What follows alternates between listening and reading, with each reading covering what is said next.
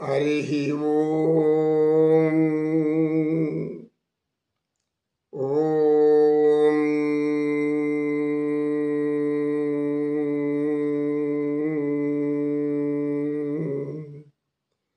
ఓం త్రయంబకం యజామహే సుగంధిం పుష్టివర్ధినం ఉర్వారుకమివ బంధనాత్ మృత్యోర్ముక్షయమామృతాత్. ఓం survey జనా సుఖినో భవంతు. మహామృత్యుంజయ మంత్రం ఇది నిత్యం పఠిస్తూ ఉంటే మృత్యోర్మ అమృతంగమయ్య అనేది ఏంటో అర్థమవుతుంది అని చెప్తుంటే ఇంత లోపల ఒక వ్యక్తి మహా ఆర్భాటంగా వస్తున్నాడు. వెనకాల అనేక మంది తెల్లటి చొక్కాయలు ధరించి వస్తున్నారు అక్కడికి. సత్యనిష్ఠుడు తాను చర్చిలో శిష్యుడు చెప్తూనే ఉన్నాడు, అయ్యా మీరు గురువులు, మీకు అన్నీ తెలిసి ఉండాలి, న్యాయం ధర్మం అత్యం తెలిసిన కాడికి తెలుసు, కొంత జ్ఞానమే మనకు ఉండేది, అంతకంటే ఏం గొప్ప జ్ఞానం నేను కానేను అని సత్యనిష్ఠుడు అన్నాడు. సరే, మీకు ఎంత జ్ఞానం ఉంటే నాకేమి, జ్ఞానం లేకపోతే నాకేమి, కానీ ఇప్పుడు నేను వచ్చింది ఎందుకంటే నేను ఈ గ్రామం పెద్దను. ఈ చుట్టుపక్కల ఉన్న గ్రామంలో భూములన్నీ నా ఆధీనంలోనే ఉంటాయి. నేను గ్రామ పెద్దను కనుక వచ్చినసేపు అతను నాకు ఎటువంటి ఆసనం ఇవ్వలేదు మీరు అంటేనే, సరే సత్యనిష్ఠుడు శ్రావణ బుద్ధి సై చేసి శ్రావణ బుద్ధి ఒక చిన్న బెంచిలాగా తెచ్చి అక్కడ వేశాడు. కూర్చో మహాశయ, మీరు రావడానికి ఏం కారణము చెప్తాను. మీరు చాలా నేరం చేశారు, తప్పు చేస్తున్నారు. నేరం చేశాను, తప్పు చేస్తున్నాను. ఏంటా తప్పు, ఏంటా నేరం అని అడిగి సత్యనిష్ఠుడు. ఈ గ్రామ పెద్దను, ఈ గ్రామ అధికారిని నాకు తెలియకుండా ఇక్కడ వచ్చి కూర్చొని మీరు ఏదో బోధనలు చేస్తున్నారు. ఇది ధర్మం ఎట్లా అవుతుంది? నన్ను అడిగి చెప్పాలి కదా, ఇక్కడ వచ్చి కూర్చోవాలి కదా మీరు. ఈ స్థలం అంతా నాది కదా, నా అధీనంలో ఉంది కదా అని అన్నాడు. అలాగే ఇది మాకు ముందుగానే ఆలోచన రాలేదు, కానీ ఇంతవరకు ఎవరు వచ్చి అడిగినట్లుగా కూడా లేరు. ఇప్పుడు మీరు అడుగుతున్నారు, కారణం ఏమి తెలుసుకోవచ్చు అన్నాడు. ఏం లేదు, దానికి మీరు నాకు ధనం చెల్లించాలి, ఇక్కడ కూర్చున్నందుకు ధనం చెల్లించాలి, మా అనుమతి లేకుండా ఉన్నందుకు దాని మీద ఇంకొంచెం ఎక్కువ చెల్లించాలి, ఫైన్ అని దాన్ని ఇంకొంచెం చెల్లించాలి అని అన్నాడు. అలాగే మా దగ్గర యువకుల దగ్గర ఏం ధనం ఉంటుందో ఇస్తాము. ఇప్పుడు మీరు కూర్చున్న స్థలం అంతా కూడా మీదన్నారు, ఇందులో మీ సొంత నివాసం ఉందా? ఉంది, పెద్ద మేడ కట్టేస్తున్నాను, అంతా కూడా చుట్టూ పెద్ద ప్రహరీ కూడా ఉంది, అన్నీ నేను గ్రామాధికారి, మీరు వెళ్ళి అందరి ఇళ్ళలో కూర్చోగలుగుతారా? కాసేపు ఆలోచించాడు వ్యక్తి. సరే పోని, మీ గ్రామము ఎక్కడ ఉంది, ఎంత విస్తీర్ణం ఉంది? దీనికంటే ఇంక పెద్దది ఏముంది? మండలం ఉంది. దానికంటే పెద్దది ఏముంది? తాలూకాలు ఏదో ఉన్నాయి. దానికంటే పెద్దది ఇంకోటి ఏముంది? జిల్లాలు. మరి వాటికంతా అధికారులు ఎవరు ఉన్నారు? వాటికంతా అధికారులు నువ్వు జవాబు చెప్పాలా, పనిలేదా? చెప్పాలి. వాళ్ళు నేను అడుగుతున్నారా వచ్చి?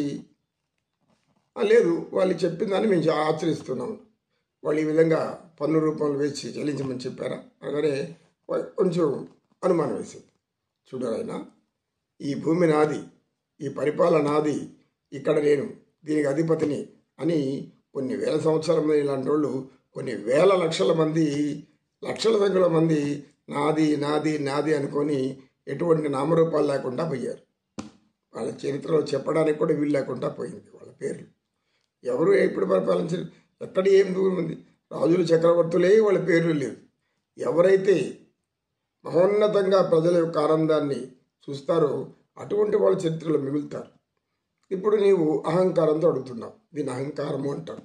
అహంకారం అంటే ఆవేశం వచ్చావు, ఆవేశం రావద్దు. అహంకారం అర్థం ఏమంటే, అహం అంటే నేను అని, నేనే అధికారిని అని. నీకంటే పై అధికారులు ఉన్నారు కదా, మరి నువ్వు ఎట్లా అధికారి అవుతావు? పై అధికారులు ఉన్నారు కదా, దేశానికి ఒక అధికారి ఉన్నారు కదా. కానీ దీనికి అంతటికి అధికారి ఎవరు తెలుసా? ఈ భూమి అంతా కూడా అధికారి పరమాత్మ. ఆయన ఎక్కడ కూడా ఇంత పెద్ద భూమికి అధికారి అయినటువంటి ఆ పరమాత్మ నాకు పన్ను చెల్లించండి అనటం లేదు. దేనికి పన్ను చెల్లించాలో, దేనికి చేయాలో మీరు మీరు అన్ని సహకారాలు చేస్తుంటే ఇలా వాళ్ళకి సాధారణంగా పనులు వేసుకుంటుంటారు, తక్కువ అది వసూలు చేసుకుంటూ ఉంటారు. ఈ అడవుల చెట్లకి ఎందుకు కూర్చొని చేసుకుంటుంటే దీనికి పనులు కట్టమంటే నే ఎలా దానికి ఎటువంటి న్యాయం ఉంది? మీరు చెప్పారు న్యాయం, ధర్మం, నీతి అని. మరి ప్రపంచాన్ని సృష్టించిన వారు ఆయన పనులు ఎవరు కడతారు అని అన్నాడు. అప్పుడు ఆ వ్యక్తి ఆలోచనలు పడ్డాడు, ఆయనకు కూడా మనం పన్నులు చెల్లిస్తున్నాం. శ్రీ వెంకటేశ్వర స్వామి కళ్యాణానికి ఆయన కూడా అప్పు తీసుకున్నాడు కుబేరుడిని అడిగి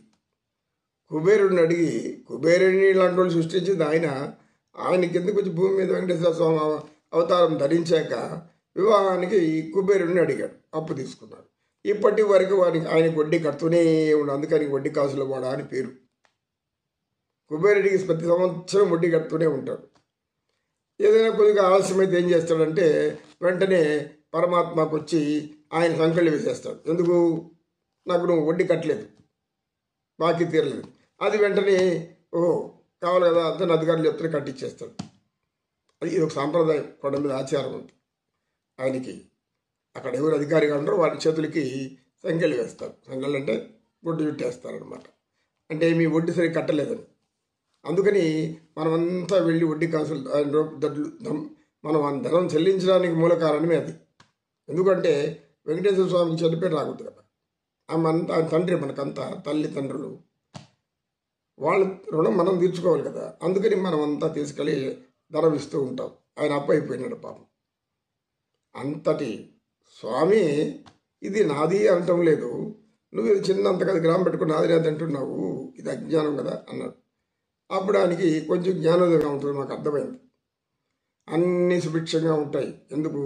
సకల ధర్మాలు తెలిసిన వ్యక్తి ఏ వ్యక్తి అయితే ఆయా గ్రామంలో ఉంటారో అక్కడ పంచభూతాలన్నీ కూడా వాటికి అనుగ్రహం కలిగి అన్ని విధాలుగా ఈ యొక్క సకల సౌకర్యాలు సమకూరుస్తుంది ఆ ప్రదేశంలో.